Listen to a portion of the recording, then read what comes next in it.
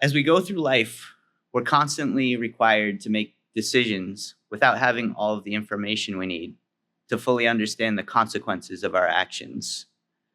We always operate with incomplete data, which creates uncertainty about what will happen next.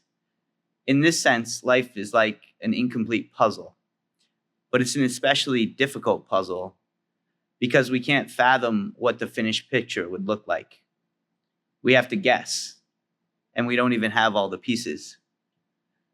Sometimes we convince ourselves that we've figured out certain parts of the puzzle, but even that feels like a stretch.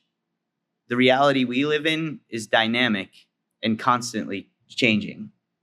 Whether we like to admit it or not, we don't really understand how things work. Instead, we put our faith in convenient fictional narratives as long as they're helpful for us surviving. Now, we do know a lot of useful information about our world and the universe, and I'm not suggesting that we should disregard that, but it's just as important to acknowledge the limits of our knowledge. What we don't know far exceeds what we do know. So what's the best way to navigate this situation? How do you work on a puzzle when you don't understand the big picture and you know you're missing pieces? This is your koan for today's class. In Zen, koans are questions, statements, or stories that highlight the limitations of our knowledge and point us toward a truth beyond what we know.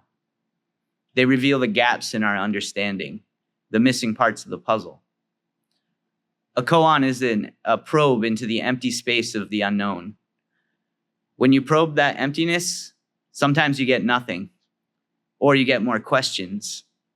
These are signs that you need to keep going.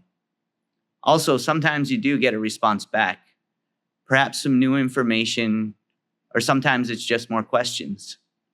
Either way, you have to decide what to do with that experience. If the response gives you new information, you can test it out to find out if it's useful or not. If you keep a healthy amount of skepticism and doubt, the insight you gain from the process can help you figure out how things fit together and also what's still missing. So before we meditate today, let's send a probe into our mind and see what we can discover about ourselves. Perhaps if we understand ourselves a little bit better, it'll help us navigate the ever-shifting puzzle of our lives. So ask yourself, what makes you who you are? What is at the center of your being? What is the origin of everything that makes you who you are? Ask yourself these questions. Then try to completely clear your mind.